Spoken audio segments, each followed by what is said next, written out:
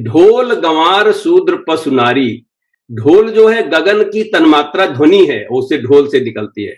नारी जो है वो पृथ्वी का रूप मानते हैं, इसलिए धरती का रूप बनते हैं। और बाकी तीन भी आपको पता लग जाएंगे कि समीर, अनल, जल, ये गंवार, शूद्र और पशु को इंगित कर रहे हैं। और सकल ताड़ना के अधिकारी या ये सब तारण के मतलब ये समझने की बात है, ऐसा कहा जा रहा है।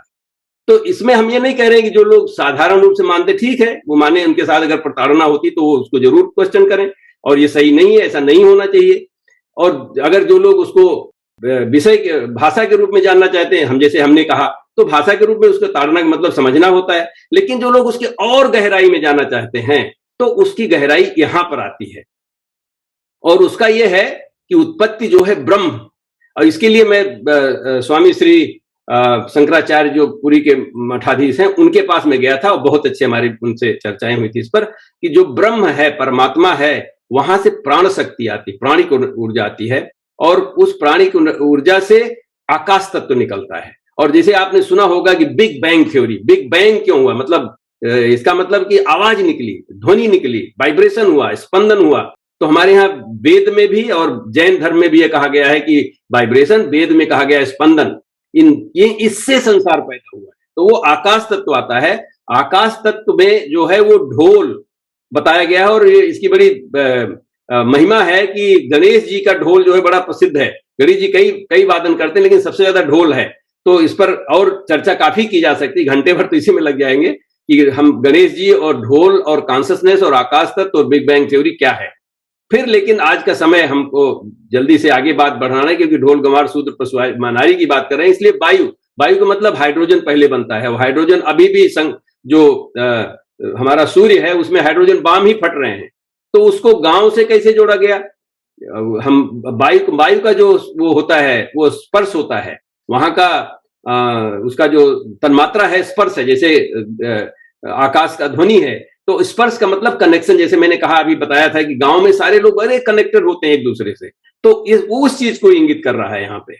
और जो शूद्र जिसको कहते हैं, यहाँ पे हमको दिखाया जा रहा है कि वायु के बाद फिर हमारे पास तेजस, अग्नि जो आई है। अग्नि तो ऊर्जा तो होती ही है, सारे डॉक्टर, इंजीनियर, प्रोफेसर, हमारे अंदर ऊर्जा नहीं होती तो मैं सुबह उठ के यहाँ पे आपके लिए क्यों बैठता, और चाहे वो पैसे के लिए बैठूं, चाहे वैसे हमारी इच्छा हो, तो सारी शक्ति जो है वो शूद्र की शक्ति होती है। और वो आज के शूद्रों के उनको उनका स्थान देना चाहिए, उनको उस तरह से उनका मान करना चाहिए, उनसे जारी इनोवेशन उन्हीं से आएगा। ऐसा जितने शूद्र हैं यही लोग करते हैं, हम अपने को भी उसमें शूद्र मानते हैं। और इस तरह से अब लेकिन इसमें जो भ्रांतियां हुई हैं, तो शूद्रों की खोज भी हमको करना चाहिए। बाबा साहेब अम्बेडकर अगर इसकी चर्चा करते हैं, या कोई आज सवाल पूछता है, तो बिल्कुल करना चाहिए। लेकिन अल्टीमेटली होगा तो वही जो करना है, क्योंकि ये चीजें, बहुत सारी चीजें लिखी हुई हैं, उनको हम नकार नहीं सकते। इसी तरह से वाटर मैटर जो है वो पशुओं, यहाँ पे बड़ा इंटरेस्टिंग चीज है कि सबसे ज्यादा स्वाद की जो चीजें हैं वो सबके शक्ति, स्वाद वाली शक्ति जो है, जिसका जल का जो की तन्मात्रा है वो पशुओं में पाई जाती है। इस पर भी काफी चर्चा हो सकती है, और हम जो पुस्तक लिख रहे हैं उसमें ये सारी चीजें रखेंगे।